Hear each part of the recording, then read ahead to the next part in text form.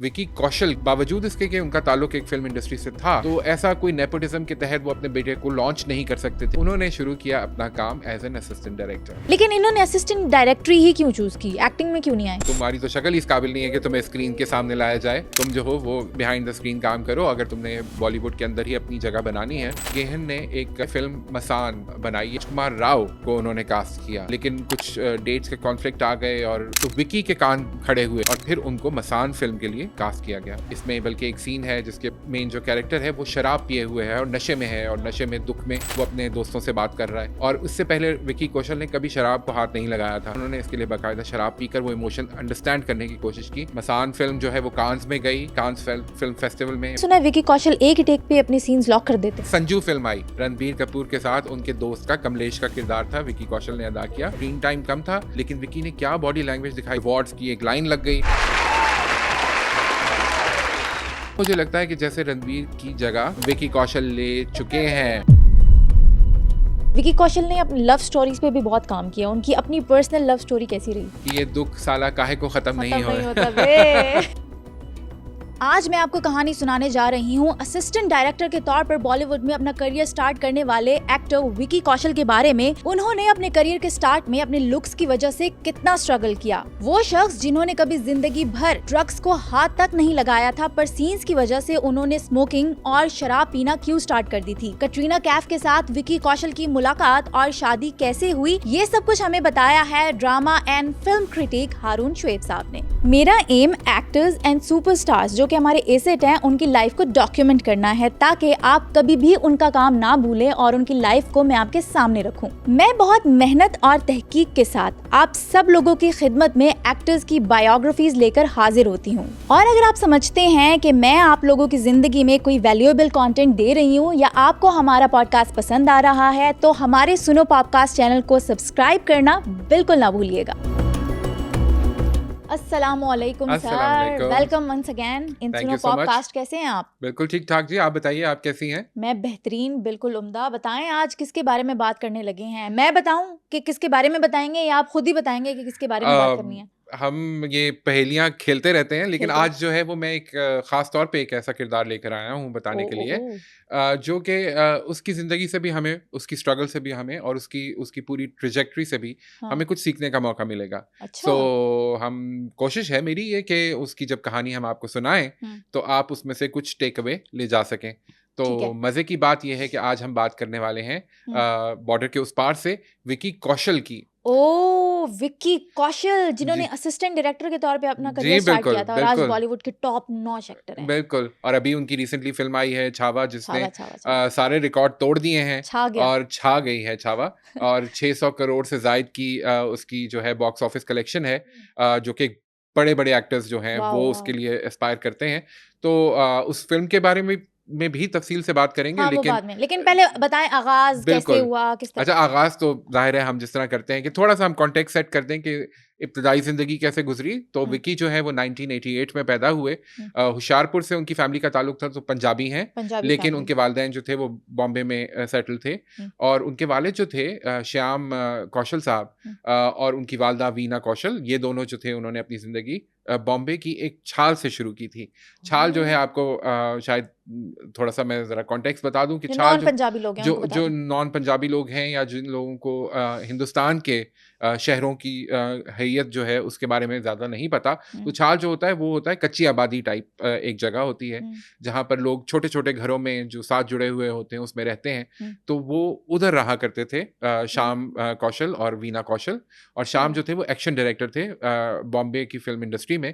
और जितनी glamorous film industry नजर आती ना फ्रंट से, बिहाइंड द कैमरा जो होती है वो आमतौर पे इतनी ग्लैमरस नहीं हुआ करती। तो बावजूद इसके कि उनका ताल्लुक एक फिल्म इंडस्ट्री से था, वो इस पोजीशन में नहीं थे कि वो अपने बेटे को जो है वो, जो हम आजकल बात सुनते हैं अक्सर नेपोटिज्म का जो लफ्ज़ सुना जाता है, तो ऐसा कोई नेपोटिज्म के तहत वो अपने बेटे को लॉन्च नहीं कर सकते थे, कोई बड़ा फिल्म का प्लेटफॉर्म नहीं दिला सकते थे। तो विकी ने जो है अपने करियर का आगाज बहुत हम्बल तरीके से किया। अच्छा, इंजीनियर हैं बाय क्वालिफिकेशन विकी, और वो और उनके छोटे भाई जो थे सनी कौशल, वो भी फिल्मों में आते हैं, 2-4 फिल्में कर चुके हैं। तो ये दोनों भाई जो थे शुरू से ही सिनेमा पे अपने वालिद के साथ सेट्स वगैरह पे जाया करते थे, तो वो एक्सपोजर तो था, लेकिन साथ पढ़ाई भी ज़रूरी थी, क्योंकि उनके वालिद का ये ख्वाब था कि मैं, क्योंकि जाहिर है कि इस हालत में रह रहा हूँ, तो मैं चाहता हूँ कि मेरे बच्चे पढ़ लिख के प्रोफेशनल करियर को परस्यू करें। बड़ी बात, अच्छी बात है। तो वो जो थे वो उन्होंने अपनी इंजीनियरिंग मुकम्मल की बॉम्बे की एक यूनिवर्सिटी से, इलेक्ट्रिकल एंड मैकेनिकल इंजीनियर। लेकिन यह है कि उनका दिल इसमें नहीं था, और कहते हैं कि जब स्टूडेंट डेज के बाद उनको एक एक्सपोजर विजिट के लिए एक जगह ले जाया गया जहाँ आईटी का सेटअप लगा हुआ था और बहुत सारे यंगस्टर्स बैठे हुए आईटी का काम कर रहे थे, तो विकी ने जब ये देखा तो उन्होंने कहा कि 9 to 5 सारी जिंदगी करना मेरे लिए शायद मुमकिन नहीं होगा। That's when he realized कि maybe I want to pursue some other career options, और फिर उन्होंने सिनेमा की तरफ देखना शुरू किया। अच्छा, कहीं से कोर्स वगैरह किया या जी बिल्कुल, उन्होंने नेमत कौर एकेडमी थी एक्टिंग की, उधर से उन्होंने जो है वो एक्टिंग का कोर्स किया, और उसके बाद थिएटर से आगाज किया। थिएटर से? बिल्कुल उनकी ट्रेनिंग जो है वो एक्टिंग की थिएटर पे हुई, और अक्सर क्लिप्स मैं देखता हूँ तो बड़े पहचाने नहीं जाते विकी कौशल। तो वो जो थे वो थिएटर में मज़ाहिया किरदार जो होता है ना, एक कॉमिकल कैरेक्टर, वो जो थे वो प्ले किया करते थे विकी। अच्छा। और उसमें जो है वो बड़े मजे की वो उनकी स्लैपस्टिक किस्म की कॉमेडी नजर आती है। तो वहां से उन्होंने आगाज किया।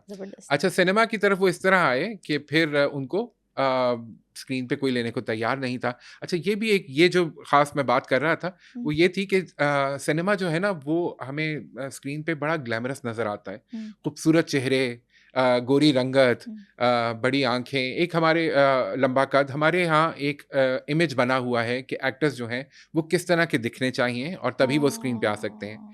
आई थिंक विकी की ज़िंदगी अगर हम स्टडी करें तो हम ये देखेंगे कि उसने हमेशा इस नोशन को चैलेंज किया है, क्योंकि जाहिर है विकी जो है वो जो कन्वेंशनल स्टैंडर्ड्स हैं, स्टैंडर्ड्स ऑफ गुड लुक्स हैं, उसके साथ मैच नहीं करता था। अब जाहिर है वो कहते हैं ना कि जब when you are rich you become tall, dark, handsome हो जाते हैं। जब आप गरीब हैं तो आप काले हैं, लेकिन अमीर है तो चॉकलेटी है। बिल्कुल जी। तो वो जो है वो साडा कुत्ता कुत्ता तो साडा कुत्ता टॉमी वाला हिसाब हुआ है। तो वो जो है वो विकी जो है जब कामयाबी ने उनके कदम चूमे तो जाहिर है अब उनकी एक लुक में बहुत तब्दीली आ गई है। वार्डरोब इंसान की बदल जाती है, उसका मैनरिज्म बदल जाता है, और कॉन्फिडेंस जो पर्सनालिटी में आ जाता है कामयाबी के साथ, वो इंसान की ज़ाहिरी शक्ल पे भी नज़र आने लगता है। लेकिन उस वक्त जाहिर है कि उस वक्त स्ट्रगलिंग के डेज चल रहे थे, तो विकी को कोई भी ये मानने को तैयार नहीं था कि ये लड़का जो है वो स्क्रीन के सामने भी आ सकता है या हीरो का किरदार अदा कर सकता है। तो उन्होंने शुरू किया अपना काम एज एन असिस्टेंट डायरेक्टर, और वो और उनके दोस्त थे गेहन, उन्होंने दोनों ने मिलके असिस्ट किया अनुराग कश्यप को। गैंग्स ऑफ वसेपुर जिन्होंने देखी है 1 and 2, तो ये दोनों उसके असिस्टेंट डायरेक्टर थे। क्या ये बात है, बिल्कुल। लेकिन इन्होंने असिस्टेंट डायरेक्टरी ही क्यों चूज की, एक्टिंग में क्यों नहीं आए? मैं जिस तरह बता रहा हूँ कि किसी ने उनको कहा होगा कि भाई ये तुम्हारी तो शक्ल ही इस काबिल नहीं है कि तुम्हें स्क्रीन के सामने लाया जाए, तुम जो हो वो बिहाइंड द स्क्रीन काम करो। अगर तुमने बॉलीवुड के अंदर ही अपनी जगह बनानी है तो तुम बिहाइंड द स्क्रीन काम करते रहो, वो शायद तुम्हारा फिर भी करियर बन सकता है, लेकिन स्क्रीन के सामने तुम्हारा कोई चांस नहीं है। और विकी ने भी चुप करके ये कड़वी गोली निकली, लेकिन मेरे ख्याल में उसने उनको वो ट्रेन किया as behind the camera to understand कि कैमरे के सामने किस तरह आना है, किस तरह प्रोजेक्शन करनी है, इमोशंस को किस तरह कैप्चर करना है, इसकी जो टेक्निक है सीन्स की, कैमरे के साथ एक रिलेशनशिप की, वो विकी ने वहाँ से एज एन असिस्टेंट डायरेक्टर काम करते हुए सीखी। और अनुराग कश्यप एक बड़े डायरेक्टर हैं, तो जाहिर है उनके साथ काम करते हुए विकी को बहुत सारा तजुर्बा हासिल हो गया। वो कहते भी है ना कि मेंटोर है मेरे। बिल्कुल, विकी अक्सर उनका जिक्र करते हैं बड़े रिगार्ड के साथ, और कहते हैं कि वो मेरे मेंटोर हैं और उन्होंने मुझे काम सिखाया। तो वहाँ से विकी ने काम शुरू किया। एक्टिंग का कीड़ा तो था जो थिएटर से पूरा हो रहा था, लेकिन फिर इत्तेफाक ये हुआ कि गेहन ने एक फिल्म बनाने का सोचा, अपनी फिल्म बनाने का, और उन्होंने फिल्म मसान बनाई है। मेरे ख्याल में 2015 की बात है। तो मसान फिल्म गेहन ने बनाई, और फिर उन्होंने जब उस फिल्म के मेन लीड के कैरेक्टर के लिए अदाकारों को देखा तो राजकुमार राव को उन्होंने कास्ट किया। लेकिन कुछ डेट्स के कॉन्फ्लिक्ट आ गए, और राजकुमार राव जो थे उस वक्त उनका करियर भी टेक ऑफ कर रहा था, तो उन्होंने कहा जी मैं अब ये कैरेक्टर नहीं कर सकूंगा। और गेहन जो थे वो उस वक्त स्ट्रगल कर रहे थे कि मैं किसको ये इस किरदार में कास्ट करूं। और ज़ाहिर है कि जब आप एक नए फ़िल्म डायरेक्टर होते हैं तो आपके पास बजट भी एक लिमिटेड ही होता है, तो कोई बड़ा अदाकार तो वो ले नहीं सकते थे इस फ़िल्म के लिए। तो फिर उन्होंने जब इधर-उधर अपने दोस्तों में बात की, तो विकी के कान खड़े हुए और उन्होंने कहा कि ये एक अपॉर्च्युनिटी मुझे नज़र आ रही है। उन्होंने जाकर ऑडिशन दिया बाकायदा इस फ़िल्म के लिए, हालाँकि उनके दोस्त की फ़िल्म थी, और फिर उनको मसान फ़िल्म के लिए कास्ट किया गया। मतलब बड़ा ट्रांसपेरेंट रहे हैं अपनी लाइफ में, नेचुरल जी, एक्टिंग बहुत है स्ट्रगल उनकी। है, बहुत ट्रांसपेरेंसी है, बड़ी ऑनेस्टी के साथ, इंटेग्रिटी के साथ उन्होंने काम किया है। कभी भी उन्होंने, जिस तरह मैंने कहा, अपने वालिद का सहारा इस्तेमाल करने की कोशिश नहीं की। अपने दोस्त को जाकर नहीं कहा कि भई तुम मुझे ये किरदार दे दो अगर तुम्हारे पास कोई अदाकार नहीं है। उन्होंने बाकायदा ऑडिशन दिया और फिर उनको ये किरदार दिया गया। और मसान फ़िल्म जो है, जिन लोगों ने नहीं देखी, वो ये फ़िल्म ज़रूर देख लें क्योंकि बहुत ही खूबसूरत फ़िल्म है। बहुत खूबसूरत है। Very, very sensitive. अच्छा, मसान का मैं आपको बताऊँ, जिन लोगों को नहीं पता कि मसान जो है उसका मतलब क्या होता है। हाँ, बताएँ प्लीज़। मसान जो है वो शमशान घाट को कहते हैं। अच्छा, शमशान जी, घाट। ये लफ्ज़ डेरिवेटिव है शमशान से, शमशान, मसान। मसान। और फिर ये जो है, ये बेसिकली कहानी है, या ये वर्ड सिंबलाइज़ करता है इंसान की ज़िंदगी की जद्दोजहद को, उसकी अच्छा। नाकामियों को, उसकी दर्द को, और फिर रिसरेक्शन को। अच्छा। यानी वो दोबारा जो है वो फिर किस तरह उठता है एक दफ़ा नाकाम होने के बाद, और किस तरह अपने हिस्से की कामयाबियाँ समेटता है। तो ये क्योंकि एक सिंबॉलिक वैल्यू रखता है, जी। तो फिर इस फ़िल्म का नाम मसान है। और अगर आप देखें तो इस फ़िल्म के बहुत सारे कैरेक्टर्स जो हैं वो उसी शमशान घाट के एरिया के इर्द-गिर्द घूमते हैं। बनारस में बनी हुई ये फ़िल्म है, और बहुत खूबसूरत फ़िल्म है, वेरी सेंसिटिव और बड़ा इंटेंस कैरेक्टर था। इसमें बल्कि एक सीन है जिसके बारे में विकी अक्सर याद करते हैं कि जिसमें वो मेन जो कैरेक्टर है वो शराब पिए हुए है और नशे में है, और नशे में, दुःख में वो अपने दोस्तों से बात कर रहा है। और उससे पहले विकी कौशल ने कभी शराब को हाथ नहीं लगाया था। तो वो कहते हैं कि मेरे पास ये ऑप्शन थी कि मैं उसको फेक करता और मैं कोई भी मशरूब ले लेता और मैं इस तरह एक्ट करता जिस तरह मैंने शराब पी है। लेकिन उन्होंने इसके लिए बाकायदा शराब पीकर वो इमोशन अंडरस्टैंड करने की कोशिश की। और ये चीज़ जो है, ये विकी ने हमेशा अपने कैरेक्टर्स में, आगे चलकर हम बात करेंगे कि वो हमेशा ये करते रहे कि वो उस एक्सपीरियंस को लिव करते हैं और फिर उसका पूरा समझने के बाद, इंटरनलाइज करने के बाद उसको इमोट करते हैं, और ये एक बड़े एक्टर की पहचान होती है। फिर मसान फ़िल्म जो है वो कांस में गई, कांस फ़िल्म फेस्टिवल में विकी भी वहाँ पहुँचे, और लोगों ने देखा कि अच्छा ये कोई एक्टर है, लोगों ने नोटिस किया, तो ये कहानी इस तरह विकी की ऑन स्क्रीन शुरू हुई। जी बिल्कुल। कांस फिल्म फेस्टिवल में उनकी स्क्रीनिंग हुई थी फिल्म जी की। बिल्कुल, मसान की और स्क्रीनिंग, अवार्ड्स भी मिले थे। अवार्ड्स भी मिले इसको, क्योंकि वो अगेन पैरेलल सिनेमा, जिसको हम, अब तो खैर ये तफरीक ख़त्म हो गई है, लेकिन पहले आर्ट फिल्में और हुआ करती थी और कमर्शियल फिल्में और हुआ करती थी।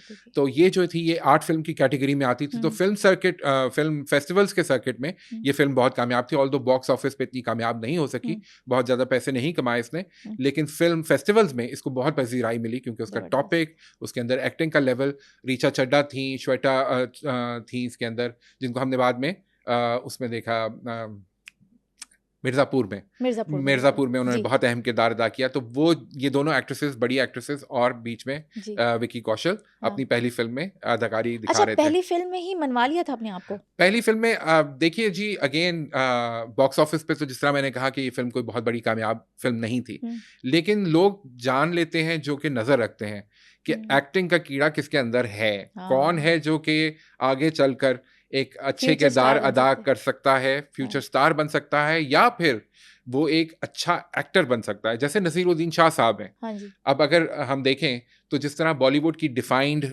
बॉक्सेस हैं, उसके अंदर नसीरुद्दीन शाह कभी भी नंबर 1 नहीं रहे, या वो एक बहुत बड़े एक्टर या स्टार नहीं बने। तो ये जो फर्क है ना स्टार में और एक्टर में, इसको समझना भी जरूरी है। बहुत ह्यूज डिफरेंस है तो बहुत बारीक लाइन, लेकिन डिफरेंस बहुत ह्यूज है, बहुत बड़ा है। अब जैसे सलमान खान बहुत बड़े स्टार हैं, लेकिन अगर आप कहें कि बहैसियत एक्टर वो कितने बड़े एक्टर हैं, तो उसके ऊपर लोगों की मुख्तलिफ राय हो सकती है।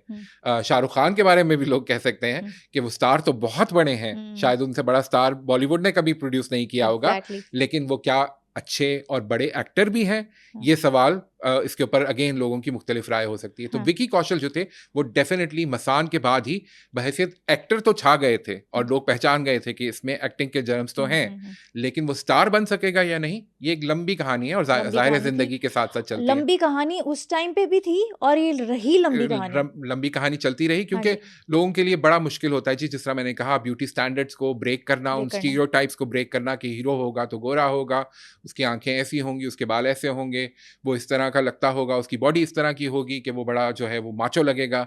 वो विकी कौशल तो बड़े दुबले पतले और मैले जिसको कहते हैं ना, वैसे आए थे हाँ, फिल्म इंडस्ट्री में। उनके बिल्कुल मुताबिक, उनके मुताबिक ऐसे आए थे फिल्म हाँ। इंडस्ट्री में, और उनको टाइप कास्ट किया जा सकता था एक तरह के रोल में, जी। लेकिन उन्होंने उसको ब्रेक किया ओवर जैसे period of time. Nawazuddin Siddiqui ने किया, जी जी, जैसे राजकुमार राव साहब ने किया। जिस तरह इरफान खान ने किया। बिल्कुल। इरफान खान साहब जो विकी के लिए हमेशा आइडियल रहे हैं, हाँ। और उन्होंने इसका बर्मला इजहार भी किया है जी। कि इरफान खान मेरे लिए सबसे ग्रेटेस्ट एक्टर ऑफ बॉलीवुड रहे हैं इन हिज कंटेम्प्रेरीज। माशाल्लाह, तो जबरदस्त। तो उन्होंने विकी ने उस तरह अपने आप को मॉड्यूल किया, और उस तरह हाँ। फिर वो अपने करियर को आगे लेके चले। हाँ। मैं आपको बता रहा था कि मेथड एक्टर हैं। हाँ। जब उनकी दूसरी फिल्म आई, मेरे ख्याल में जुबान उसका नाम था, और हम्म। उसमें जो किरदार था वो हकलाता था, अच्छा, तो स्टैमरिंग करता था। स्टैमरिंग करता था, और विकी ने उस किरदार को इतना सीरियसली लिया, और वो 3-4 महीने उसको अपनी आम जिंदगी में भी इस तरह प्रैक्टिस करते रहे कि फिल्म हो जाने के बाद और रिलीज हो जाने के बाद बहुत अरसे तक वो स्टैमरिंग की प्रॉब्लम का शिकार रहे। अपनी रियल लाइफ में भी? अपनी रियल लाइफ में, कि उन्होंने अपने आप को इतना ज्यादा इन ट्यून कर लिया था विद स्टैमरिंग कि फिर उनको अपने आप को उस किरदार से निकालने में और इस आदत को छोड़ने में बहुत मेहनत करनी पड़ी कि वो ये स्टैमरिंग जो है वो रियल लाइफ में ना करें, क्योंकि जाहिर है कि होता है ना बड़ा एक्टर, ये होता है बड़ा एक्टर। वजन बढ़ाना हो तो आपने देखा कि जब वो कोई भी किरदार करते हैं, जहाँ पे डिमांड थी कि उन्होंने अपने आप को वजन को ज्यादा करके दिखाना है तो वो वजन बढ़ा लेते हैं। हाँ। जहाँ उन्होंने दिखाना हो कि वजन कम करके कमजोर सा दिखाना है तो वो कमजोर होते हैं, उसके लिए डाइटिंग करते हैं और इंटेंस एक्सरसाइज करके वो अपने आप को स्लिम भी दिखाते हैं। अच्छा, एक फिल्म थी ना, मैं कहीं पढ़ रही थी कि डिहाइड्रेशन शदीद हो गई थी, उन्होंने इतनी अपनी फूड डाइजेशन जो थी ना उनकी बहुत मुश्किल हो गई थी, डाइट बहुत हार्ड थी उनकी। बिल्कुल। रामन राघव 2.0 उस फिल्म का नाम था। विकी के करियर की तीसरी बड़ी फिल्म थी। छोटे छोटे किरदार बीच में वो करते रहे हैं, जैसे करण जौहर की सबसे फ्लॉप तरीन फिल्मों में से एक फिल्म जो कि रणबीर कपूर के साथ बनी थी, रेड वेलवेट। बिल्कुल, उसमें भी विकी का एक छोटा सा रोल था। फिर इसी तरह एक दो और अनुराग कश्यप की फिल्में थी, उसमें भी छोटे छोटे रोल्स, साइड कैरेक्टर्स के रोल्स वो विकी करते रहे। लेकिन जो रामन राघव 2.0 थी उसके लिए विकी ने स्मोकिंग, वो स्मोकर भी नहीं थे, उन्होंने स्मोकिंग की आदत अपनाई, और वो दिन में कितने सिगरेट पी जाया करते थे, क्योंकि वो अंडरस्टैंड करना चाहते थे कि जो शख्स चेन स्मोकर है वो उसकी क्या बॉडी लैंग्वेज होती है, वो किस तरह सिगरेट पीता है। इसी तरह उन्होंने अपने आप को डिहाइड्रेट किया उसके लिए, कि वो कितने दिन तक जो है खाने पीने पे अपनी पाबंदी उन्होंने रखी, कि वो एक कैरेक्टर की जो लुक थी उसको डिफाइन करना चाहते थे, और वो उस कैरेक्टर में आने के लिए उन्होंने ये किया। अच्छा, विकी का मैंने ये देखा है कि जब भी अभी हम आगे भी उनकी फिल्मों का जब तस्करा करेंगे तो हम ये देखेंगे कि वो पूरी एक फिजिकल ट्रांसफॉर्मेशन लाते हैं अपने कैरेक्टर्स को निभाने के लिए, और ये एक तरह से जो है हेल्पफुल भी होती है एक्टर्स के लिए। अभी आपने बात की नवाजुद्दीन सिद्दीकी साहब की, तो मैं उनका देख रहा था, तो बता रहे थे कि जब मैं कैरेक्टर के वो कपड़े, वो वार्डरोब, वो हेयर स्टाइल जब मैं वो पहन लेता हूँ तो फिर मुझे वो कैरेक्टर फौरन से याद आ जाता है, क्योंकि जाहिर है कि फिल्म बनाते हुए ब्रेक्स आती हैं बीच में, एक वक्त में 2-2 फिल्मों के सेट पे जाना होता है उनको, तो वो ये कहते हैं कि लेकिन जैसे ही मैं वापस आता हूँ, मैं वो कपड़े पहनता हूँ और मैं वो बाल उस तरह बना लेता हूँ, तो मैं उस कैरेक्टर में चला जाता हूँ, ढल जाता हूँ। और इंटरेस्टिंग बात यह है कि मैंने हॉलीवुड के बारे में ये सुना है कि बहुत सारे एक्टर्स हैं जो कि सर्टन खुशबू को या सेंट को एक कैरेक्टर के साथ एसोसिएट कर लेते हैं। अच्छा। और वो जब वो कैरेक्टर प्ले कर रहे होते हैं तो वो खुशबू लगाते हैं, और फिर उससे उनको अपने कैरेक्टर का सारा मैनरिज्म याद आ जाता है। तो ये डिफरेंट मेथड्स हैं। बड़ी आपने खूबसूरत बात बताई है और यूनिक बात है, हमें पहले मालूम नहीं थी। डिफरेंट मेथड्स हैं to stay in your character and उसको लेकर चलना। पाकिस्तान में भी कोई करता है ऐसा? मुझे नहीं मालूम कि हमारे एक्टर्स इस तरह की इतनी डेडिकेशन के साथ ये कर रहे हैं या नहीं। अच्छा। लेकिन करना चाहिए, क्योंकि ये एक, जब आप एक्टिंग को समझते हैं, पढ़ते हैं और उसको एक सीरियस ऑक्यूपेशन की तरह लेते हैं, तो फिर ये आपके ग्रोथ में ये चीज़ें हेल्प करती हैं ना। अगर आप ये आदत अपना लें कि आप जब एक कैरेक्टर कर रहे हैं तो आपने एक सर्टेन परफ्यूम लगाना है, और फिर जब वो आपको ट्रिगर करेगा और आपके दिमाग में वो चीज़ ताज़ा हो जाएगी कि अच्छा हाँ ये इस तरह का परफ्यूम जो लगाता है तो फिर ये बोलता इस तरह है, फिर इसकी वार्डरोब इस तरह की होती है। अच्छा। फिर ये वो कैरेक्टर है जो कि मैं 1 महीने के पहले के स्पेल में शायद प्ले कर रहा था। वाह वाह। तो ये जो है नुआंसेस, ये विकी कौशल ने एज एन एडी काम करते हुए और फिर उस पूरे सफर के दौरान में सीख लिए थे।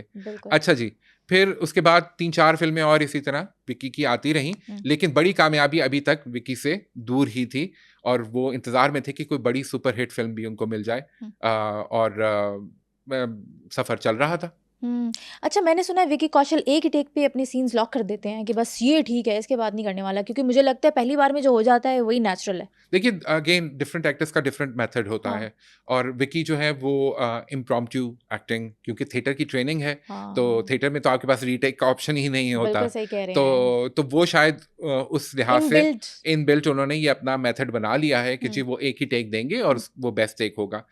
लेकिन फिर देखिए आप कैरेक्टर्स किस किस मजे के विकी जो है वो प्ले करते हैं। मन मर्जियाँ मुझे याद आ रही है, अभिषेक बच्चन की और तापसी पन्नू की एक फिल्म है हाँ। जिसमें ट्रायंगल का तीसरा कोना जो है वो विकी कौशल है और वो एक पंजाबी रैप सिंगर बने हुए हैं। जिस तरह आजकल हम देखते हैं ना बहुत सारे पंजाबी रैप हाँ, सिंगर्स हाँ, हैं, वो एक हाँ। छोटे से पंजाब के गांव में एक पंजाबी रैप सिंगर है अच्छा। और उसने बाल भी एक तरह के कटाए हुए हैं और वो उसका बॉडी लैंग्वेज सारा उस तरह का यो है, किस्म की बने यो हुए हैं। किस्म का वो जो होता है ना। हाँ। तो वो है वो कैरेक्टर, हम्म, विकी सांधू उसका नाम है। विकी और साधु। विकी सांधू का जो कैरेक्टर है वो विकी कौशल ने इतना खूबसूरत किया है कि हम्म, मुझे लगता है कि वो बावजूद इसके कि उनका स्क्रीन टाइम कंपैरेटिवली बहुत कम है कंपेयर टू अभिषेक बच्चन, जी। लेकिन वो किसी तरह भी अभिषेक बच्चन से कम नजर नहीं आ रहे वाह हैं वाह उसमें वाह। अपनी एक्टिंग करते हुए। और ये उनके करियर के अर्ली डेज की बात मैं बता रहा हूँ आपको। तो वो अगेन बहुत खूबसूरत किरदार निगारी उन्होंने उसमें की है। और जो ज़बान बोली है, जो बॉडी लैंग्वेज है, जो उनके बाल कटे हुए हेयर स्टाइल गूगल करके देखा जा सकता है। बड़ा खूबसूरत किरदार है वो। और जबरदस्त, माशाल्लाह। वो बड़ा मज़ा आता है उस फिल्म को देख के। हाँ। It was a good film but again Vicky was still waiting for his first big commercial hit जो कि अभी हम्म, तक उनके हिस्से में नहीं आई अभी थी। तक नहीं आए। गाने भी किए हैं बहुत सारे उन्होंने। जी, जी, गाने भी बिल्कुल किए हैं उन्होंने। और अगेन आपको पता है कि बॉलीवुड का तो एक ये ट्रेडिशन रहा है कि हर हाँ। फ़िल्म जो है वो गानों के बगैर तो नामुकम्मल ही रहती है। नामुकम्मल है। मुझे लगता है पाकिस्तान एक्चुअली जल्दी इस चीज़ से मूव आउट कर लेगा और हमारी फ़िल्मों में गैर ज़रूरी तौर पर गाने आने कम होते जा रहे हैं। हम्म, लेकिन हिंदुस्तान में फ़िल्म बने तो वो बगैर गानों के नहीं बन सकती। नहीं बन सकती। तो हिंदुस्तान में जो है वो ये हो नहीं सकता। और फिर एक के बाद एक बाद में हमने देखा जब उनकी हिट फिल्में आई तो 2-3 गाने विकी के हिस्से में भी आए जो कि मशहूर हुए। जी। लेकिन अगर हम वापस चलें तो थोड़ा-सा फिर देखते हैं, संजू फ़िल्म आई जिसमें संजू। रणबीर कपूर के रणबीर साथ कपूर। उनके दोस्त का कमलेश का किरदार था, विकी कौशल बिल्कुल, ने अदा वेरी किया। Supporting, way good, very very very supporting very friend. Very good role. हाँ। अगेन स्क्रीन टाइम कम था हाँ। लेकिन विकी ने क्या बॉडी लैंग्वेज दिखाई, उसमें विग लगाई हुई है उन्होंने। और वो एक डिफरेंट तरह के, वो मुझे लगता है कि वो सिंधी है लेकिन कुछ लोग कहते हैं कि वो गुजराती है। बहरहाल वो एक ख़ास तरह की ज़बान इस्तेमाल कर रहे हैं उसके अंदर और वो जो है वो पूरी बॉडी लैंग्वेज भी उसी को रिफ्लेक्ट कर रही है। और बड़े क्यूट सा वो किरदार है जो कि संजय दत्त के साथ चलता रहा है उनकी हाँ। ज़िंदगी में। और वो विकी कौशल ने रणबीर कपूर के साथ स्क्रीन के ऊपर पोर्ट्रे किया है। हाँ। और वो संजू में जो कमलेश का किरदार है वो विकी का पहला किरदार था जिसमें commercial cinema, main stream cinema अच्छा। ने उनको नोटिस किया और कहा कि यार ये लड़का जो है इसको बड़े रोल मिलने चाहिए। मिलने तो चाहिए। संजू के बाद उनको फिर राजी मिली। राजी फिल्म जो है वो याद करानी ज़रूरी है क्योंकि बहुत आलिया जरूरी भट्ट है के उनके साथ तो, बड़ा नाम। आलिया सहमत का किरदार अदा कर रही थी और विकी कौशल जो है वो एक पाकिस्तानी आर्मी ऑफिसर का किरदार अदा कर रहे थे जिसकी शादी बॉर्डर के पार हो जाती है और वो लड़की फिर इधर आती है। वो लड़की असल में एक जासूस होती है। खैर मैं I don't want to give spoilers, जिन लोगों ने नहीं देखी वो नहीं देखी, देखें। वो देखें। लेकिन यह है कि वो एक फिल्म के साथ बहुत सारे मसाइल थे। कहानी बहुत ही आउटलैंडिश है, ऐसा हो नहीं सकता कि इस तरह जो है वो एक जासूस घुस आए एग्जैजरेट और किया गया, बिल्कुल। एग्जैजरेटेड सी कहानी थी। लेकिन विकी का किरदार अगेन वो अपनी बीवी की मोहब्बत में और अपने वतन की मोहब्बत में जो एक इंसान कॉन्फ्लिक्ट में आता है वो विकी ने बहुत खूबसूरती से पोर्ट्रे एक किया। डायलॉग भी था ना विकी कौशल जी का कि मुझे तुमसे मोहब्बत हुई लेकिन मेरी मोहब्बत से ज्यादा वतन की मोहब्बत जरूरी है। बिल्कुल। आप मुझे लगता है आपने राज़ी 2-3 दफ़ा तो देखी है। देखी है, 2 दफा देखी है। क्योंकि हाँ मुझे जी। ये डायलॉग याद नहीं था लेकिन अच्छा। बिल्कुल कहानी का प्रेमिस यही था कि जी। वतन की मोहब्बत और जो अपनी आपके लाइफ मोहब्बत। पार्टनर की हाँ जी। मोहब्बत है जी। उसके बीच में इंसान किस तरह जो है वो कॉन्फ्लिक्ट में आ जाता है, वो विकी ने बहुत खूबसूरती से निभाया। अगेन स्क्रीन टाइम कम था क्योंकि वो फिल्म मेनली जो थी वो रिवॉल्व कर रही थी अराउंड आलिया भट्ट। लेकिन Alia Bhatt already established main stream अदाकारा थी, नंबर 1 पे अगर कहा जाए फिल्म इंडस्ट्री में थी तो गलत नहीं होगा। तो उसके सामने खड़े होकर किरदार को कमांड Perform करना और निभाना और परफॉर्म करना हम्म, ये मुश्किल होता है, लेकिन विकी ने बहुत खूबसूरती से ये किरदार भी निभाया। हम्म, अच्छा, फिर उसके बाद 2019 में मेरे ख्याल में उड़ी आई। उड़ी उड़ी। फिल्म जो थी हम्म, वो अगेन एक मिलिट्री की कहानी के ऊपर बेस्ड फिल्म थी जी। कि उरी में जो है वो बॉम्ब ब्लास्ट होता है और वो जो है वो आर्मी ऑफिसर वो किस तरह इसके ऊपर पूरी एक टर्मोइल से गुजरता है। विकी ने बहुत खूबसूरत किरदार निभाया है। कहानी के साथ आपको इख्तलाफ हो सकता है और मुझे लगता है कि ये वो टाइम था जब हिंदुस्तान में बहुत जिंगोइज्म के ऊपर कहानियां बन रही थी, वतन की मोहब्बत, वतन के हवाले हाँ, से उस दौर में। वो बहुत ज़्यादा एक ही तरह की फार्मूला फिल्म्स बन रही थी हाँ जी। और ये भी उसी जॉनरा का हिस्सा थी। ज़ाहिर है कि उनको अपने हवाले से चीज़ों को दिखाना था, तो वो दिखाया गया उरी में। लेकिन ये है कि किरदार निगारी के हवाले से अगर देखा जाए तो विकी ने बहुत खूबसूरत किरदार निभाया उसमें। और फिर अगेन मंथ्स एंड मंथ्स की ट्रेनिंग उन्होंने पहले की एज एन आर्मी ऑफिसर, अच्छा। ताकि बॉडी लैंग्वेज किस तरह होनी चाहिए, उसकी आवाज़ किस तरह होनी चाहिए, उसका बोलने का अंदाज किस तरह होना चाहिए एक आर्मी ऑफिसर का, उसको समझने के लिए और उसको अडॉप्ट करने के लिए विकी कौशल ने एक रिगरस ट्रेनिंग से गुजरे और फिर उरी का किरदार उन्होंने जो मेन कैरेक्टर था वो अदा किया। और इसके ऊपर फिर ये फिल्म बॉक्स ऑफिस पे बहुत बड़ी हिट साबित हुई। और फिर जाहिर है सबने नोटिस किया, अवार्ड्स की एक लाइन लग गई। अच्छा, टर्निंग पॉइंट था बिल्कुल विकी कौशल बिल्कुल का। बिल्कुल ये टर्निंग पॉइंट था विकी कौशल की करियर में, उरी। एक्टिंग करियर में। और इसके बाद फिल्म फेयर अवार्ड भी उनको मिला और आईफा अवार्ड भी मिला। तो ये फिर अवार्ड्स एक के बाद एक आते गए। माशाल्लाह, ये जो माशाल्लाह, उरी फिल्म थी ये विकी के लिए वाकई करियर में एक टर्निंग पॉइंट था। अब अगर आप देखें उरी से पहले और उरी के बाद तो विकी की शक्ल में भी आपको एक चेंज तब्दीली नजर नजर आई है, आएगी। वो एक बिल्कुल। हीरो ग्रूम अपने की है। उसमें आ रहा था हाँ। और वो जो है वो जिस तरह कहते हैं ना कि वो तितली जो है तितली बनने से पहले किन मराहिल से गुजरती है, जी है। तो वो थे वो मरहले तय हो चुके थे विकी कौशल के लिए। और अब वो जो है वो फुल ब्लूम में आकर एक हीरो की तरह बड़ी स्क्रीन पे नजर आ रहे थे।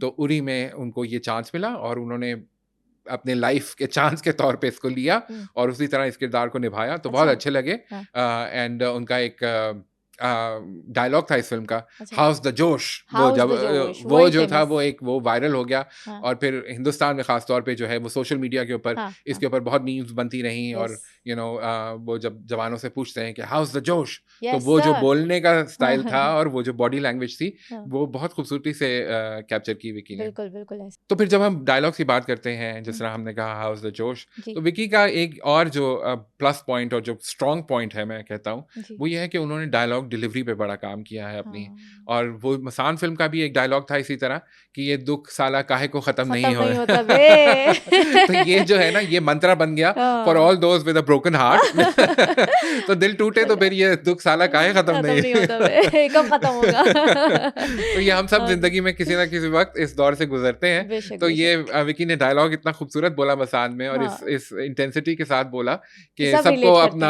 हैं। रिफ्लेक्शन उसमें नजर हाँ। आया और सबको अपने पुराने दुख याद आ अपने गए। पुराने ब्रेकअप्स याद आ गए। तो वो विकी ने बहुत खूबसूरत, तो वो डायलॉग डिलीवरी जो है हाँ, वो भी अगेन एक्टिंग का एक बहुत बड़ा हिस्सा जो है वो ये है कि आपने डायलॉग बोला किस तरह है, उसके डिलीवर अंदर कैसे करना इमोशन है। किस तरह बोला है और ये जो है ये किस तरह लोग पिकअप करते हैं। और फिर अब तो सोशल मीडिया का दौर है, तो फिर हाँ, वो जो है वो क्लिप्स निकाल निकाल डाल के के उसके साथ जोड़े मीम्स जाते बनती हैं, हैं, मीम्स रील्स जोड़े बनती जाते हैं, हैं, टिकटॉक होता है, बहुत कुछ रील्स होता बनती हैं, तो है। बहुत कुछ हो जाता है अब।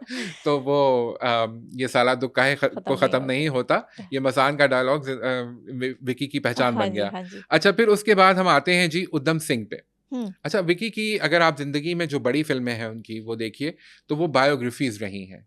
अगर हुँ, आप उरी को भी देखें और अब आप उधम सिंह को देखें तो ये भी एक बायोग्राफी थी। हुँ। उधम सिंह का किरदार एक्चुअली पहले इरफान खान साहब जो विकी के मेंटोर भी हैं और जिनको विकी लुकअप करते हैं, हुँ, वो अदा करने वाले थे। अच्छा। लेकिन ये वही टाइम था जब इरफान खान साहब की तबीयत आहिस्ता-आहिस्ता बहुत ख़राब होने लगी। ज़ाहिर है कि वो ओहो! उसके बाद उनकी डेथ भी हो गई। हुँ, लेकिन ये जो है फिर जब वो नहीं ये किरदार कर पाए और उन्होंने डायरेक्टर से माज़रत कर ली कि मैं तो हुँ, अब इस स्टेज पे पहुँच चुका हूँ कि मैं ये एक्टिंग नहीं कर सकूँगा।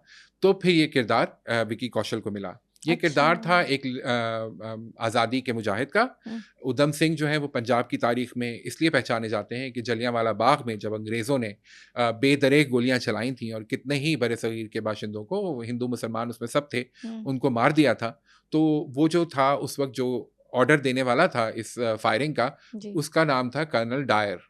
वो ओके। ब्रिटिश था। हुँ, और इसके बाद इस वाक़े के बाद बहुत एहतजाज हुआ, लोग बहुत ज़्यादा डिस्टर्ब थे, तो वो वापस से इंग्लिस्तान चला गया था। तो सही। उधम सिंह जो एक रियल लाइफ़ कैरेक्टर हैं, जी। वो यहाँ से इंग्लिस्तान गए थे और उन्होंने कोशिश हुँ, की थी कि इसका बदला लिया जाए कर्नल डायर को मार के। और विकी ने ये किरदार अदा किया। और जो मैं आपको कह रहा था कि विकी बॉडी ट्रांसफॉर्मेशन बहुत खूबसूरत तरीके से करते हैं, तो पहले जब उधम सिंह का किरदार जवानी में दिखाया गया है तो विकी ने 15 किलो अपना वेट कम किया इस किरदार के लिए ताकि वो यंग नज़र आ सकें।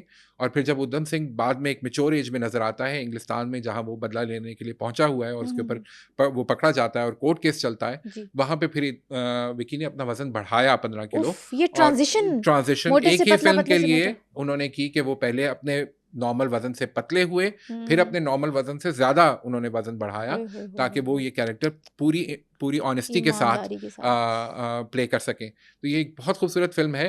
अगेन ये वो टाइम था जबकि कोविड ख़त्म हो रहा था, तो बॉक्स ऑफिस पे इतनी ज़्यादा हिट नहीं हुई, लेकिन क्रिटिक्स ने इसको बहुत पसंद किया। विकी को बहुत अवार्ड्स मिले और बहुत अच्छे लग रहे हैं इस किरदार में। और अगेन पीरियड फिल्म है, मेरी तो फेवरेट है। अच्छा। जो भी पीरियड ड्रामा, पीरियड फिल्म हो, जिसमें तारीख में आपको वापस ले जाया जाए और दिखाया जाए कि उस वक्त लोगों का रहना सहना, उठना बैठना, पहनना कैसा था, तो वो मुझे बहुत अच्छी लगती हैं, बहुत फैसिनेट करती हैं। तो मेरी तरह जो लोग पीरियड प्रोडक्शंस को देखना पसंद करते हैं तो वो जो है वो उधम सिंह देखें, और बहुत ही अच्छी फिल्म है। और कहानी भी ऑफ कोर्स हम सबको पता चलता है तारीख के हवाले से कि क्या क्या होता रहा बरे सगीर में और किस तरह हमने ये आज़ादी हासिल की है। तो उसमें ये फिल्म में बहुत अच्छी तरह दिखाया गया है।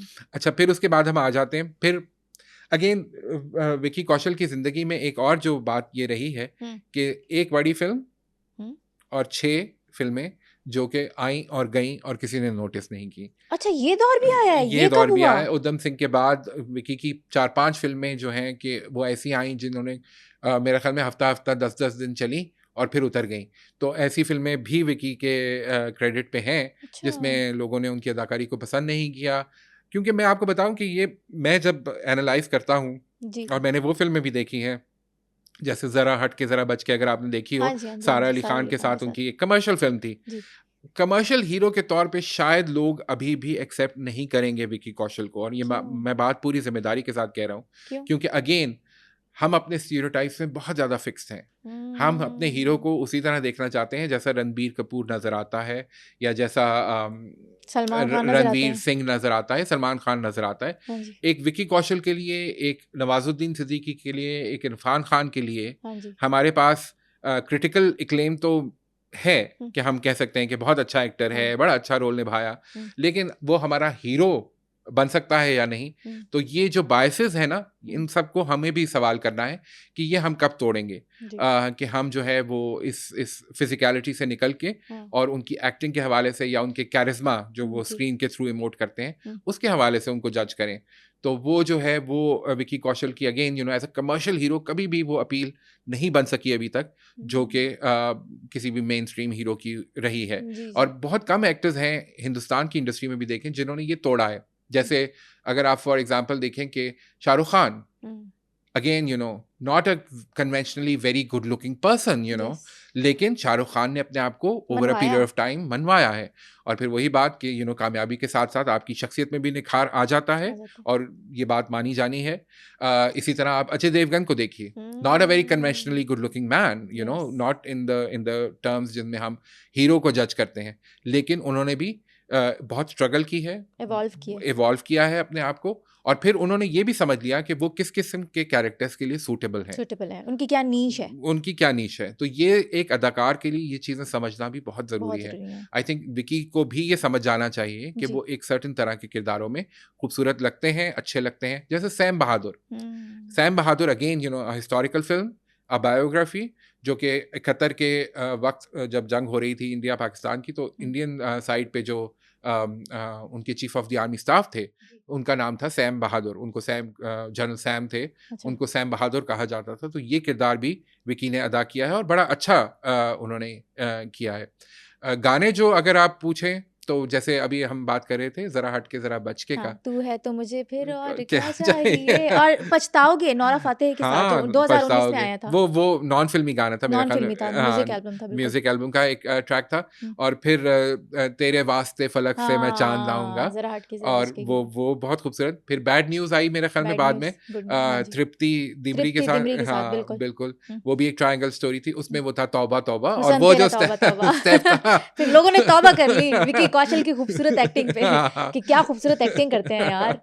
लेकिन वो जो स्टेप था और वो जो गाना था, हुक स्टेप, वो हुक स्टेप जो था हाँ वो जी, ऐसा मशहूर हुआ कि सबने कोशिश की, एंड बहुत सारे लोग शायद मानेंगे नहीं, हाँ, हाँ, हाँ। लेकिन मैंने भी कभी-कभी शीशे के अच्छा सामने खड़े होके कोशिश की। तो पास हुए आप? नहीं, मैं बहुत बुरी तरह फेल हुआ। इसलिए वो स्टेप मुझे करते हुए किसी ने कभी नहीं देखा। अच्छा अमेजिंग अमेजिंग चले। तो लेकिन ये है कि आई एम श्योर कि सब लोगों ने जिन्होंने वो गाना देखा था और वो हुक स्टेप देखा था, हाँ, उन्होंने कोशिश ज़रूर की होगी कि हम हाँ, भी ये किसी तरह कैच कर लें। हाँ। लेकिन ये है कि वो हर किसी को समझ में भी नहीं समझ आई में भी नहीं आया, कि बहुत वो किस मुश्किल तरह था। होगा। डांस में भी बहुत अच्छे हैं वो, डांस में मूव्स भी बहुत अच्छे हैं उनके। देखिए अगेन जिस तरह मैंने पहले कहा कि फ़िल्में बॉलीवुड में कम से कम अभी तक गानों के बगैर नहीं बनती, जी, नहीं बन सकती। बहुत कम फ़िल्में होती हैं और वो जब फ़िल्में बगैर गानों के बनती हैं तो वो अल्टरनेट सिनेमा या आर्ट सिनेमा में क्लासिफ़ाई कर दी जाती हैं। फिर हुँ, कमर्शियल सक्सेस उस तरह उनको नहीं मिल पाती। तो कमर्शियली सक्सेसफुल फ़िल्म्स के लिए गाने, म्यूज़िक बड़ा अहम है हुँ। और ये हमारे ही खित्ते का मेरे ख़्याल में ख़ासा है। हॉलीवुड में अगर आप देखें तो म्यूज़िकल फ़िल्में आमतौर पे नहीं चला करती हैं नहीं अब। चलती, हाँ जी। लेकिन हम लोग जो हैं वो बगैर फ़िल्मों के हुँ। बगैर म्यूज़िक के फ़िल्म देखने का हमारे यहाँ टेस्ट अभी डेवलप नहीं हुआ। जी, जी, जी। तो वो सिनेमा में कमर्शियल सक्सेस के लिए ज़रूरी है, तो वो हाँ जी, डांस भी सीखा विकी ने हाँ और जी, माशाल्लाह उनकी हाइट है, दुबले-पतले हैं, हाँ, तो वो डांस अच्छा कर लेते अच्छा हैं कर लेते हैं। और वो अब आहिस्ता-आहिस्ता उन्होंने अपनी डांसिंग स्किल्स को भी इम्प्रूव किया है, तो वो हमें नज़र आ रहा है। कामयाबी के बाद भी उन्होंने बड़ी सादगी इख्तियार की हुई है। फैन्स को बहुत स्वीटली जवाब देते हैं, कमेंट्स में रिप्लाई करते हैं। बिकॉज़ उन्होंने देखा हुआ है ना जी, वो स्ट्रगल से गुज़रे हुए हैं। हुँ, उनको पता है कि ये जो स्टारडम है, जी, वो एक अलग चीज़ है हाँ, और ये जो फैन्स के साथ उनका रिश्ता है थ्रू हिज़ एक्टिंग, ये जी, एक अलग चीज़ है। हाँ। तो वो अगेन बहुत खूबसूरती से, बहुत प्यार से और बहुत तवज्जो के साथ मैंने जितने भी क्लिप्स उनके देखे, मेरा हुँ, हिंदुस्तान भी जाना होता है अक्सर। अच्छा। मैं रहा हूँ जाकर वहाँ पर, मैंने फ़िल्म इंडस्ट्री भी ज़रा नज़दीक से देखी।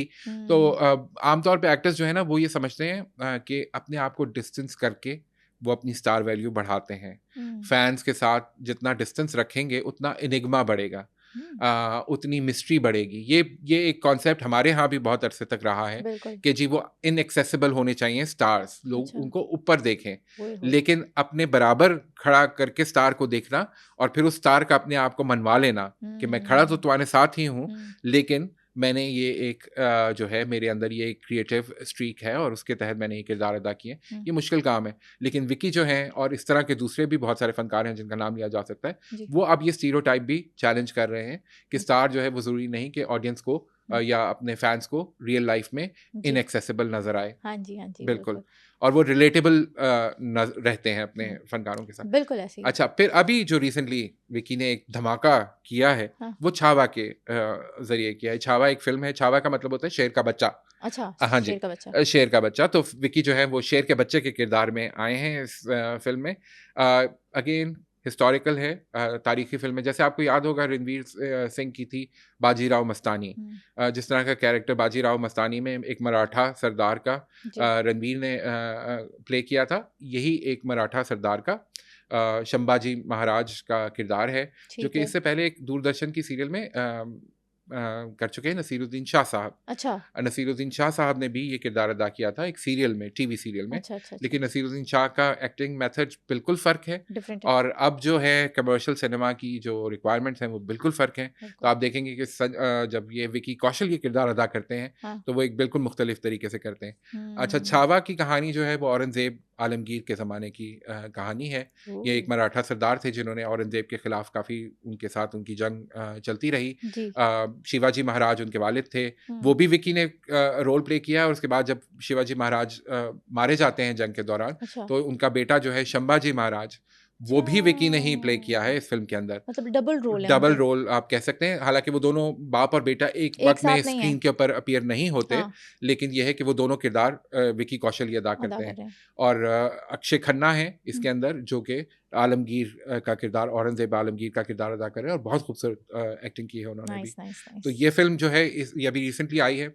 अच्छा, अब प्रॉब्लम ये हो गई है कि ये फ़िल्म जो है जब हिस्टोरिकल आप कहते हैं तो 3 चीज़ों को आपको देखना चाहिए जी। जी, एक तो ये कि वो हिस्टोरिकल एक्यूरेसी कितनी है, कि आपने हाँ, जो हक़ाइक़ हैं उनको सही तरीके से पेश किया है या नहीं। बिल्कुल ऐसे ही है। दूसरी चीज़ जो हिस्टोरिकल को कामयाब बनाती है वो ये है स्टोरी टेलिंग, कि हुँ, आपने जो तारीख़ के सफ़ों की तरह की कहानी सुनाई है या उसके अंदर कोई इंटरेस्टिंग ट्विस्ट एंड टर्न्स को ऐड कहानी ऑन के किया।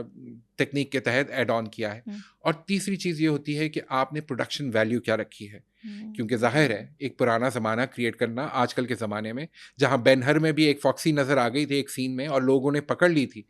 बेन-हर बहुत बड़ी फ़िल्म है हॉलीवुड की, लेकिन उसका भी एक सीन अक्सर मैं जब भी बेन-हर देखता हूँ, तो मैंने क्योंकि वो सीन देखा हुआ है और मैंने वो सोशल मीडिया पे पढ़ा हुआ है और वो स्क्रीन ग्रैब्स लोगों ने ले लिए, तो उसमें एक बहुत बड़ा लोगों का हजूम है और उसमें एक छोटी-सी एक फॉक्सी कहीं बहुत डिस्टेंस के ऊपर जाती हुई नज़र आ रही है। अब ये रोमन्स के ज़माने की बात हो रही है, बेन-हर रोमन्स के ज़माने की कहानी है, तो उसके अंदर एक जब फॉक्सी नज़र आ जाती है, तो वो लोग पकड़ लेते हैं। ब्लंडर है ना, तो बिल्कुल, तो हिस्टोरिकल्स में इस तरह के ब्लंडर्स को अवॉइड करना बड़ा मुश्किल काम है। तो विकी कौशल की छावा है, ये मुझे लगता है कि ऑल्दो बहुत बड़ी हिट हुई है, लेकिन उसके पीछे और अवामिल हैं। हिंदुस्तान में इस वक्त जो है वो एक खास किस्म की मेंटालिटी जो है वो प्रिवेल कर रही है और वो नज़र आती है। तो वो जिस तरह औरंगज़ेब के बाद इसके ऊपर एक बहसबाजी शुरू हुई, लोगों ने जाकर मुजाहरे शुरू कर दिए, मुसलमानों की आबादियों के ऊपर हमले हुए इस फिल्म के बाद, लोगों ने इस फिल्म के पोस्टर्स को दूध से नहलाना शुरू कर दिया, उनको शंभाजी महाराज जो है वो याद आने लगे कि उनके साथ ये औरंगज़ेब ने जुल्म किया था और वो कहते हैं कि जी इनकी कब्र हटा दी जाए हिंदुस्तान से। तो इस तरह की बातें और फिर सियासत उसके अंदर आ गई और वो अलग अलग जो है उसके ऊपर बयान आने लगे। तो उस फिल्म ने भी इन सब चीज़ों ने भी इस फिल्म की कामयाबी में किरदार अदा किया है। लेकिन अगर हम बिल्कुल ऑब्जेक्टिव व्यू लेकर देखें तो विकी कौशल की एक्टिंग भी बहुत अच्छी है इस फिल्म में, आउटस्टैंडिंग है बिल्कुल, और बहुत अच्छे लग रहे हैं।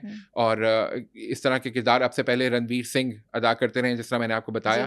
2-3 फिल्में उनकी जहन में आती हैं। पद्मावत में खिलजी बने थे, उससे पहले वो जो है वो जो मैंने बताया बाजीराव मस्तानी में बाजीराव का किरदार उन्होंने बहुत अच्छा निभाया था। और अब मुझे लगता है कि जैसे रणवीर की जगह विकी कौशल ले चुके हैं टक्कर दे रहे हैं। और मेरे ख्याल में अब अगर इसी तरह की कोई हिस्टोरिकल बनाने के बारे में सोचेगा तो वो मेरा नहीं ख्याल कि रणवीर सिंह को दोबारा बुलाया जाएगा। अब उनके पास विकी कौशल हैं और वो ये किरदार अदा करके साबित कर चुके हैं कि वो इस तरह के किरदार अदा कर सकते हैं। अगेन बात वही है कि जी एक्टर और स्टार के बीच का फ़र्क समझने की ज़रूरत है और वो उसके अंदर एक हैप्पी मीडियम प्लेस किस तरह फाइंड करना है, ये चैलेंज है आजकल के सिनेमा में। और विकी कौशल ने ये जो है ये क्रैक करना है। आई होप कि वो ये क्रैक कर सकें, क्योंकि जिस तरह वो अपनी प्रोफेशन को आगे लेकर चले हैं, जिस तरह उन्होंने कामयाबी समेटी है और जो उनकी पूरी जर्नी रही है उसके अंदर ये बड़ा अहम और फैसला कुन मरहला होगा कि वो हीरो के तौर पे एक्सेप्ट होते हैं या वो सिर्फ एक एक्टिंग के जोर पे फिल्मों के बाद फिल्में करते चले जाएंगे। विकी कौशल ने अपनी लव स्टोरीज पे भी बहुत काम किया, उनकी अपनी पर्सनल लव स्टोरी कैसी रही? विकी कौशल ने कुछ लव स्टोरीज भी की हैं, ऑफ कोर्स लाइट फिल्मों की हमने जिक्र किया, जिस तरह हमने बैड न्यूज़ का जिक्र किया था, या जो सारा अली खान के साथ उनकी ज़रा हटके ज़रा बचके थी फिल्म। पर्सनल लाइफ की बात करते हैं जी। अवार्ड फंक्शन की वो कंपेयरिंग कर रहे थे मेरे ख्याल में किसी, और वहाँ पे उनकी पहली दफ़ा मुलाकात हुई थी कटरीना कैफ से और वहाँ से कुछ एक रिश्ता ऐसा जुड़ा कि उसके बाद कटरीना कैफ के साथ उन्होंने शादी भी की अब माशाल्लाह, और बहुत अच्छा लगा। बहुत खूबसूरत कपल, बहुत खूबसूरत तस्वीरें आई थी अगेन सोशल मीडिया के ऊपर, अगर आपको याद हो। कटरीना तो ऑफ कोर्स बहुत प्यारी लग रही थी उसके अंदर, लेकिन विकी भी बहुत अच्छे लग रहे थे माशाल्लाह। पिंक सी पगड़ी उन्होंने बांधी हुई थी, दूल्हे के रोल में बहुत अच्छे लगे। 2021 में इन दोनों की शादी हुई और उसके बाद जो है वो अब हम देखते रहते हैं, तस्वीरें आती रहती हैं। आई होप के all is well in the haven, लेकिन यह है कि अल्लाह ताला उनको साथ ही रखे और जोड़ी सलामत रहे। बहुत प्यारी जोड़ी है, बहुत अच्छी जोड़ी है। और मज़े की बात यह है कि जितने इंटरव्यूज़ अगर आप उनके देखें तो वो दोनों जो है वो एक दूसरे को कॉम्प्लीमेंट करते हैं। हालांकि अगर आप देखें कि उनकी जर्नी जो रही है, उनकी जो फिल्में रही हैं, उनकी जो पर्सनालिटीज़ हैं, जो उनके बैकग्राउंड्स हैं, फैमिली बैकग्राउंड्स, उनमें बहुत फ़र्क है। कतरीना को तो बहुत अरसे तक हम कहते थे कि वो अंग्रेज़ी में हिंदी बोलती हैं, जबकि विकी कौशल एक बड़े ग्राउंडेड बैकग्राउंड से आते हैं। लेकिन यह है कि उन दोनों ने एक दूसरे को एक्सेप्ट किया है विद ऑल देयर पर्सनालिटी और एक दूसरे को कॉम्प्लीमेंट करते हैं। आई थिंक कतरीना जो है वो उनके अंदर एक क्लास लेकर आई हैं। विकी के कपड़ों के अंदाज में, विकी के बैठने बोलने के अंदाज में एक फ़र्क आया है, वाज़ेह फ़र्क आया है, ग्रूम हो गए शादी के बाद। और ऑफ कोर्स उन्होंने कतरीना को हिंदुस्तान की सोसाइटी समझने में और वहाँ के जो मसाइल हैं उनको समझने में अहम किरदार अदा किया होगा, जो as an actress I think Katrina के लिए भी एक बेनिफिट रहेगा कि जब अब वो दोबारा कभी एक्टिंग की तरफ वापस आती हैं और वो कोई हिंदुस्तानी किरदार अदा करने की कोशिश करती हैं तो उसके अंदर एक रियलिटी नजर आएगी। अच्छा, शादी के बाद फिल्में करना भी काफी हद तक छोड़ दी उन्होंने। हाँ, कतरीना तो इस वक्त फिल्में कर ही नहीं रही। काफी अरसा हो गया कि उनकी कोई फिल्म नहीं आई। मेरे ख्याल में शादी के बाद उन्होंने कोई फिल्म नहीं रिलीज़ हुई, लेकिन ये है कि उम्मीद है कि वो वापस आएंगी। मेरा नहीं ख्याल कि विकी की या उनकी फैमिली की तरफ से ऐसी कोई पाबंदी होगी कि वो एक्टिंग ना करें। वो जानते थे कि कतरीना एक बड़ी स्टार हैं और वो एक्टिंग की तरफ वापस आ जाएं तो अच्छे किरदार अदा कर सकती हैं। अच्छा, अब विकी की जो आने वाली फिल्में हैं उनके हवाले से अगर हम बात कर लें तो लव एंड वॉर एक फिल्म है जो कि बड़ी फिल्म आने वाली है उनकी, आलिया भट्ट और रणबीर कपूर के साथ। अच्छा, अगेन आलिया भट्ट भी हैं और रणबीर कपूर भी अगेन है। रणबीर कपूर। तो जैसे हमने पहले बात की थी बॉम्बे वेलवेट की और सज्जू की, जहाँ पे वो रणबीर कपूर के साइड पे एक छोटा सा किरदार अदा करते हुए नजर आए हैं। लव एंड वॉर में ये एक बाकायदा ट्रायंगल होगी जहाँ पे आलिया भट्ट है, एक तरफ रणबीर कपूर है और उसी के मुकाबले का किरदार विकी कौशल अदा कर रहे होंगे।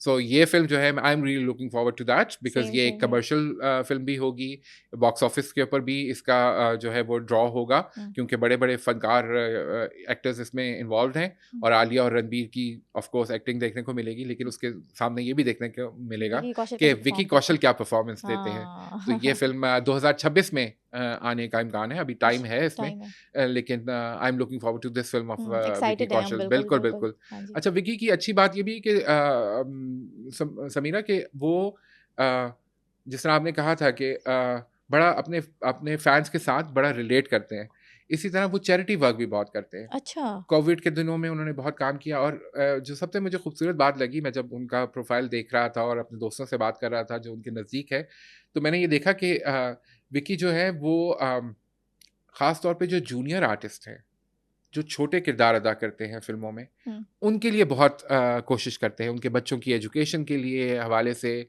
उनकी प्रॉपर केयर के हवाले से, हेल्थ के हवाले से, जहाँ किसी को कोई मसला आता है विकी कौशल जो है वो हमेशा स्टेप अप करते हैं और उनकी हेल्प करते हैं जिस तरह भी कर सके। Again you know taking you back to where we started from, खुद इस मोड़ से गुजरे हैं, पूरे प्रोसेस से गुजरे हैं। उन्होंने फिल्म इंडस्ट्री को देखा है और फिल्म इंडस्ट्री का वो साइड देखा है जो कि ग्लैमर से आ रही है, जहाँ पे सारे मजदूरों की तरह काम करते हैं। तो वो जो है ना, वो अंडरस्टैंडिंग विकी कौशल के पास है, वो रणबीर कपूर के पास नहीं हो सकती क्योंकि वो एक प्रिविलेज के साथ आए हैं। वो कपूर खानदान से आए हैं और उन्होंने ये सब स्ट्रगल नहीं देखी। लेकिन विकी कौशल क्योंकि ये सब गुजार के आए हैं और वो उन लोगों के साथ बैठे हैं, उनके साथ काम किया है। एडी जो होता है ना, वो मैंने भी एडी के तौर पे काम किया है कुछ प्रोजेक्ट्स के ऊपर। तो एडी तो बेचारा उसकी तो भागदौड़ लगी होती है ना, वो तो सबसे ज्यादा बहुत स्ट्रगल होती है। तो असिस्टेंट डायरेक्टर जो होता है वो ये सब कुछ देख रहा होता है। तो जब वो सक्सेसफुल हो जाता है या वो कैमरे के सामने आके एक स्टार बन जाता है, तो तब भी अगर वो ये जहन में रखे कि मुझे इन लोगों के लिए भी कुछ करना है, या अगर ये लोग किसी मुश्किल में है, मेरा क्रू किसी मुश्किल में है, तो मुझे उनके लिए कुछ काम करना है।